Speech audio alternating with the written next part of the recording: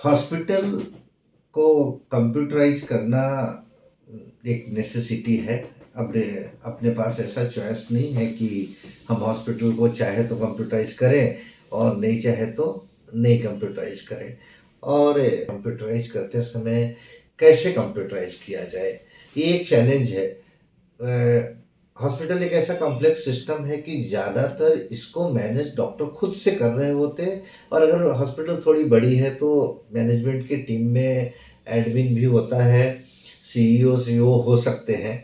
But इस सब के बावजूद ये चैलेंज रह जाता है कि किस तरीके से कंप्यूटराइज किया जाए। ज़्यादातर लोग जल्दीबाजी में एक मार्केट में जो भी पॉपुलर सॉफ्टवेयर है या जो सॉफ्टवेयर वाला उनके पास आके बात कर सकता है और बात किया वो सॉफ्टवेयर वो ले लेते हैं।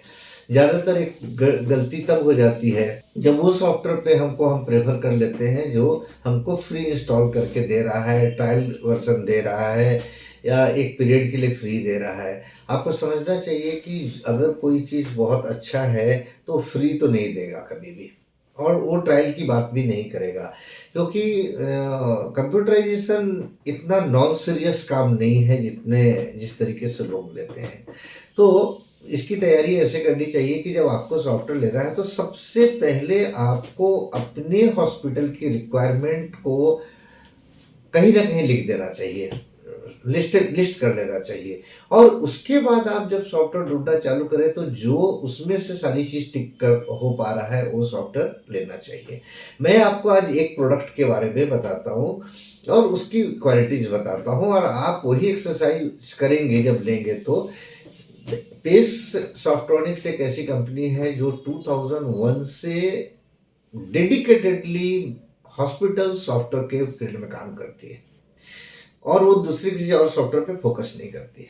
तो यहाँ पे हर साइज के हॉस्पिटल के लिए और हर स्पेशलिटी के लिए, जैसे कैंसर की अगर बात करो तो कैंसर सर्जन के सॉफ्टवेयर अलग से बनाए और कैंसर फिजिशियन के सॉफ्टवेयर अलग से बनाए, हिमेटोलॉजिस्ट के लिए सॉफ्टवेयर अलग से बनाए, क्योंकि सबकी रिक्वायरमेंट ही अलग है और वो एक जनरलाइज कॉमन थिंग नहीं है। मैं आज फोकस करूंगा कि आपको एक स्टैंडर्ड HIMS एक मीडियम और लार्ज साइज के हॉस्पिटल में अगर यूज करना है तो किन 3 बातों पे आपको फोकस करना चाहिए। एक सॉफ्टवेयर का में पहली चीज जो बहुत स्ट्रांग और अच्छा होना चाहिए वो है रेवेन्यू मैनेजमेंट। रेवेन्यू मैनेजमेंट का मतलब है कि जो बिलिंग से चालू होगा, OPD बिलिंग है, लेबोरेटरी की बिलिंग है, रेडियोलॉजी की बिलिंग है, IPD बिलिंग है, गवर्नमेंट स्कीम्स है, PMJ है, माँ है। तो इतने तरह के वैरायटी ऑफ बिल्स होते हैं, सबकी अपनी अपनी रिक्वायरमेंट है और बहुत स्पेसिफिक टाइप की रिक्वायरमेंट है। और अगर आपने केयरलेसली बिलिंग की तो इंश्योरेंस कंपनी वाले आपके बिल का आधा पैसा तो देंगे ही नहीं, फिर आपने तो खर्च किया है तो आपको तो मिलने चाहिए। अभी इंश्योरेंस पेशेंट के लिए था, हॉस्पिटल को उससे कोई बेनिफिट नहीं डायरेक्टली वैसे देखने जाओ तो है। इसलिए हमको उनके अकॉर्डिंग ही बिल कर पाए ये सारे समझना, और फिर वो रेवेन्यू में लीकेज नहीं हो वर्किंग लेवल पे, और वो रेवेन्यू आपको क्रिस्टल क्लियर दिखता रहे। दिन के किसी भी समय पे कोई भी बटन प्रेस करके आप अभी फार्मेसी में कितना सेल हुआ है, कैश सेल कितना हुआ है, चेक कितना, प्लास्टिक मनी कितना, ये सारा कुछ दिख रहा हो। तो ऐसे रेवेन्यू मैनेजमेंट और पर्सन टू पर्सन जो यूजर लॉगिन टू लॉगिन आपको डाटा अपने आप मिल जाए, उसके लिए रिपोर्ट निकालने बैठना नहीं है, किसी पे डिपेंड नहीं करना है, डैशबोर्ड पे सब कुछ दिख जाए, तो एक अच्छा सॉफ्टवेयर हुआ रेवेन्यू मैनेजमेंट का। पेस सॉफ्टवेयर आपको ये गारंटी देता है। दूसरी पॉइंट है मेडिकल मैनेजमेंट। अब एक सॉफ्टवेयर जो रेवेन्यू मैनेजमेंट में अच्छा हो, मेडिकल मैनेजमेंट में बहुत ही पुअर है। और जो मेडिकल मैनेजमेंट में अच्छे है, कुछ लोगों ने मेडिकल मैनेजमेंट पे सॉफ्टवेयर बनाए, स्पेशली EMR पे ही बनाए, पर उनका रेवेन्यू मैनेजमेंट ही बहुत बेकार है। और तीसरे एस्पेक्ट पे बाद में आता हूं, तो मेडिकल मैनेजमेंट का मतलब क्या। डॉक्टर के डेस्क पे सर्टेन क्लिक क्लिक क्लिक पे प्रिस्क्रिप्शन बन सकता हो, केस पेपर बन सकता हो, पूरी डायग्नोसिस उसकी ICD कोड के साथ स्टोर हो सकती हो, पुराने रिपोर्ट्स देख सकते हो, नए रिपोर्ट देख सकते हो, एक्सरे देख सकते हो, पैथोलॉजी की रिपोर्ट देख सकते हो। एक ही पेज पे सब कुछ अगर आ सकता हो तो डॉक्टर एक इस पे काम कर सकते हैं, वरना नहीं कर सकते। सिमिलरली आईपीडी मैनेजमेंट में एनएबीएच की गाइडलाइन है, बहुत क्लियर गाइडलाइन है और वो रिक्वायर्ड है और वो जरूरी है कि उसको फॉलो किया जाए अगर आप पेशेंट सेंट्रिक हॉस्पिटल चलाना चाहते हैं और डॉक्टर सेंट्रिक भी चलाना चाहते हैं। तो वो सारी चीज एक जगह पे सिस्टमेटिकली रखी हो, वो एनेस्थेसिया की सीट हो, ऑपरेशन डिटेल की एंट्री हो, वो वाइटल्स की एंट्री हो, एवरी टाइम जो डॉक्टर्स राउंड हो रहा है उसकी एंट्री हो, और वो सब कुछ ऑटोमेटिकली पुल होके अगर डिस्चार्ज समरी में आ जाए तो फिर से रिपीटिशन ऑफ जॉब नहीं हो। अभी आप जितनी चीज केस पेपर पे डेली डेली डेली लिख रहे हैं, आप देखेंगे बाद में डिस्चार्ज समरी बनाते समय फिर से लिख रहे हैं, एयर टाइप कर रहे हैं। तो वो सारी चीज को ऑटोमेशन किस तरह से करना है, तो इसको बोलते हैं मेडिकल मैनेजमेंट वाला पार्ट। वो पेस सॉफ्टवेयर में one of the best in the market है।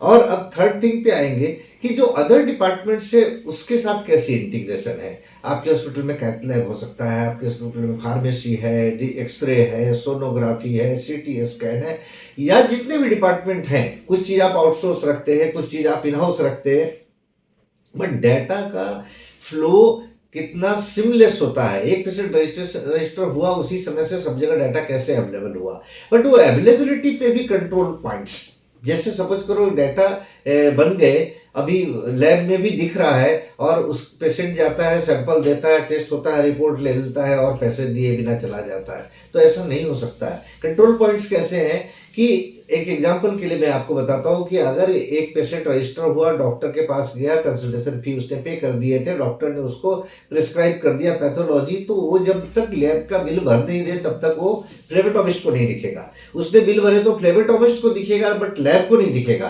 फ्लेबोटोमिस्ट ने सैंपल कलेक्ट किए तब वो लैब को दिखेगा। लैब ने रिपोर्ट बनाए और वो जब तक पैथोलॉजिस्ट की साइन नहीं हुई तब तक इन हाउस डॉक्टर को तो दिख जाएगा बट रिपोर्ट नहीं प्रिंट होगा। और अगर पैथोलॉजिस्ट ने साइन कर दिया, अप्रूव कर दिया उसको, तो वो प्रिंट हो पाएगा। और रिपोर्ट देने के पहले वो रीचेक करेगा कि all the bills have been paid और नॉट।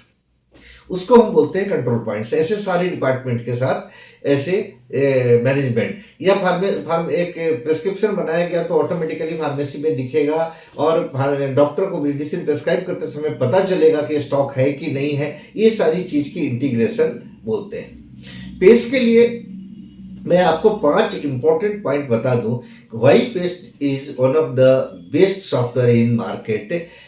ईज ऑफ यूजिंग, कोई 10th पास पर्सन इसको आसानी से यूज कर सकता है क्योंकि टाइपिंग मिनिमम है और ज्यादा सिलेक्शन पे है, सो दैट करेक्ट स्पेलिंग सब चीज के स्टोर हो पाए। और वो अधिकतर जगह पे ऑटो कंट्रोल करता है। जैसे मानो डेट ऑफ बर्थ अगर डाला हुआ है तो ऑटोमेटिक एज कैलकुलेट करता रहता है, तो कोई जब आता है उस दिन की एज कैलकुलेट कर लेता है, थिंग्स लाइक दिस। उसके बाद हम पेस का एक क्लेम है कि गलती से भी उसमें गलती नहीं हो सकता। मतलब ऐसा है कि जहां जहां मिस्टेक करने के चांसेज हैं, ह्यूमन एरर करने के चांसेज, वहां पे कंट्रोल्स लगाए, वो वार्न कर देता है, वो थ्रो कर देता है। तो इस तरीके की चीज है जो गलती से गलती नहीं होने देता है। उसके बाद अब सॉफ्टवेयर, एचआई में सॉफ्टवेयर काफी बड़ी सॉफ्टवेयर होती है, सारे डिपार्टमेंट की सॉफ्टवेयर है, तो समझो 150 जैसे फॉर्म्स हो सकते हैं उसमें। लेकिन अगर मैं रिसेप्शन पे काम करता हूँ या मैं ओपीडी में ईएमआर पे काम करता हूँ या मैं आईपीडी मैनेजमेंट करता हूँ, तो मुझको एक ही पेज सीखना है और पूरी सॉफ्टवेयर सीखनी ही नहीं है हमको। तो उससे 2 फायदे होंगे। एक तो इजी टू लर्न है और कोई भी नया स्टाफ ज्वाइन करे तो ओरिएंटेशन टाइम ½ एन आवर है। दूसरा, सिक्योरिटी ऑटोमेटिकली मैनेज होता है क्योंकि उसको दूसरी एरिया मालूम ही नहीं है, उसकी लॉगिन में पावर ही नहीं है, तो जा ही नहीं सकता, तो कैसे मिसचिफ करेगा। वो अपने एरिया में काम करेगा और वहां पे उसकी यूजर लॉगिन के बिना वो काम नहीं कर सकता। उसके बाद डेटा शेयर्ड है सब जगह पे, बट वो डाटा कंट्रोल्ड भी है और ऑटो बैकअप भी हो रहा है, क्लाउड बैकअप भी हो रहा है। तो डाटा पे पूरी की पूरी सिक्योरिटी और कंट्रोल है। तो आप अगर पेपरलेस हॉस्पिटल चलाते हो, आप प्रिंट करके नहीं भी रखते तो भी आपके पास मल्टीपल कॉपी है data. And the last and the best part is, आप डॉक्टर है, आपको 5 मिनट का टाइम मिला 2 ऑपरेशन के बीच में, तो भी आप डैशबोर्ड पे देख के पता चल जाएगा 70% ऑक्यूपेंसी है, आज हमारे 5 सर्जरी हो चुके हैं, अभी तक रेवेन्यू का फ्लो 1,80,000 का हो चुका है। ये सब अपने आप दिख रहा है। आपको राम अवतार को बुला के रिपोर्ट नहीं पूछ रहे, आपको गणेश का वेट नहीं करना है कि जब वो आएगा तो आपको ये बताएगा। हर कुछ ऑटो रिफ्लेक्ट हो रहा है रिपोर्ट फॉर्मेट्स में, वो मैनेजमेंट इंफॉर्मेशन सिस्टम हो, वो रेवेन्यू की रिपोर्ट हो, वो मेडिकल एनालिसिस हो, सारी चीज। एंड ये तो हुई अभी तक जो हमने बात की, जो डाटा लिया उससे रिपोर्ट, बट बियॉन्ड दिस आप यहाँ से लेके WHO की रिक्वायरमेंट तक की रिपोर्ट और एनालिसिस इससे कर सकते हैं एक ऑथेंटिक डाटा सिस्टम से। हमारा नंबर नीचे दिख रहा है, आप हमसे संपर्क करें और ज़्यादा इससे जानकारी के लिए, और हम आपको डिटेल में सॉफ्टवेयर डेमोस्ट्रेट करेंगे। और निश्चित रूप से आपके हॉस्पिटल में आपके साइज ऑफ हॉस्पिटल के हिसाब से हमारे पास मॉड्यूल होंगे जो आपको बहुत यूजफुल होंगे। धन्यवाद।